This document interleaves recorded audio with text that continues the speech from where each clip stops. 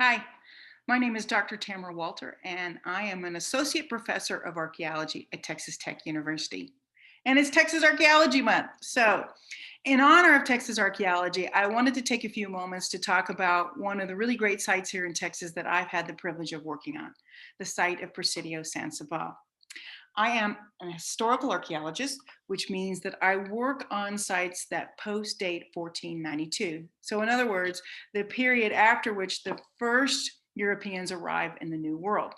And specifically, my area of expertise is Spanish colonial Texas, so roughly the 18th century.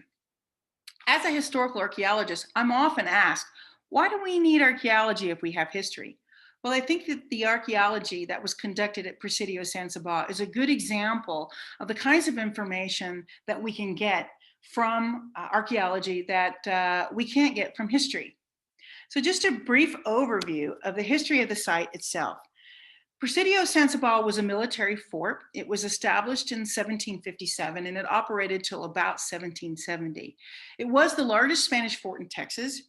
And during its operation, there were between 300 to 400 people that resided here. And that included officers, soldiers, along with their wives and families. The purpose of the fort was to first protect the Spanish frontier, particularly from French incursion. There was also a mission that was established nearby, and they were charged with protecting the missionary effort. There was also a lot of concern about the number of raids that were carried out by Apache and Comanche groups on the missions and civilian settlement at San Antonio. And the hope was that by placing this Presidio in Comanche and Apache territory, that they would be able to reduce the number of raids. In addition, the Spanish had designs on expanding their holdings further up, all the way up into the northern plains. And the location of Presidio San Saba, in theory, could serve as a base of operations for helping to expand the frontier. Also, it didn't hurt that there were a lot of rumors about silver in the area, and that certainly served as another motivation for establishing the fort. Now, we have a lot of information about the fort from archival and historical records. For example, we know a lot about the military operation of the site, about its commanders. In addition, there were two maps that were created of the site in 1767 during a military inspection tour. So we have a pretty good idea of what it looked like during that time period, as shown in this top photo here. But during our excavations, which roughly lasted from about 2000 to 2010, we were charged with the task of exposing as much of the extant architecture as we could find to help fully expose the footprint of the site, and also to see if we could clarify some of the dimensions of these buildings. While doing so, we not only were able to expose original architecture, but we were able to detail, for example, one of the bastions. There was some confusion from historical records about just exactly what this looked like. In addition, we were able to define interior rooms, their sizes and configuration. And all of this information was then used to help guide the partial reconstruction of the fort that was completed in 2012. During our investigations, we also found evidence for buildings or structures that were erected after 1767. And this is information we wouldn't have known without the help of archaeology. Now, in addition to architecture, we were also able to get some insight into what daily life was like at this fort.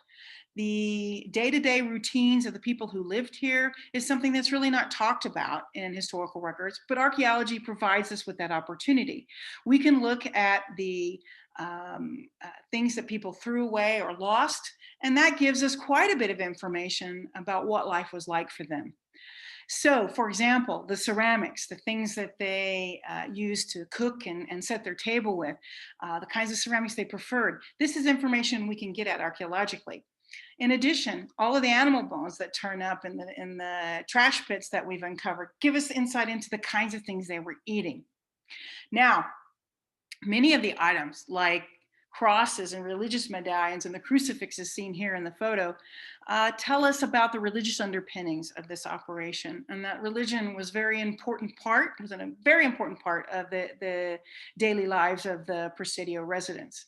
In addition, we find buttons and buckles that tell us about clothing, what people were wearing, and this fancy set of cufflinks that was likely on the clothing of an officer.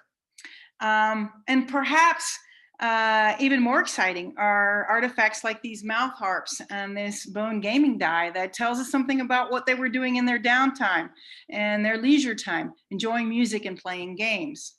Now, in addition to learning about daily life, we've also had the opportunity to learn about those folks who don't always have a voice in the historical record. Those anonymous people include the women and children that we know also resided here, and even the everyday soldier. So items like these heart charms and earring parts speak to the women who were residing here and the kinds of things that they adorned themselves with. These wizard toys, which you place on a string, these little discs with holes in them, and then pull the string in order to make noise, remind us that children were here too. And of course, we find items that are associated with the common soldier, including horse gear, all the things you would expect, and gun parts and lead shot ammunition. But I guess what's somewhat surprising is this Miquelet flintlock part. Even though the Spanish were forbidden from trading with the French, this tells us that they actually were, because the Miquelet flintlock part is from a French gun. So those are some of the things that archaeology can tell us that we're not necessarily going to find in historical records alone. So this is why Texas archaeology matters, because it provides us with a fuller picture of the past. We can learn not just about the major players in history, but about the everyday folks like you and I, how they lived in the past. And we do that by looking at the things that they left behind, the material culture, the bits of ceramics and animal bone and glass beads that tells us about how they survived and what was at times a very tense and isolating situation. We can also use archaeology to help bring the past alive. We're looking at the items of the past that people used during their lifetimes. We're literally touching history. And by excavating these sites, it also helps us to preserve Texas history. We're giving voice to those who are silenced in the historical record.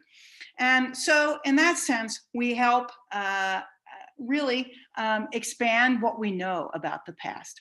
So I'm hoping that all of you will take a moment to think about Texas archaeology during this month of October, and take the time out to visit a nearby archaeological site, or if you are lucky enough to be in Menard, to visit the Presidio and see it for yourself. I guarantee you won't be disappointed. Thank you so much.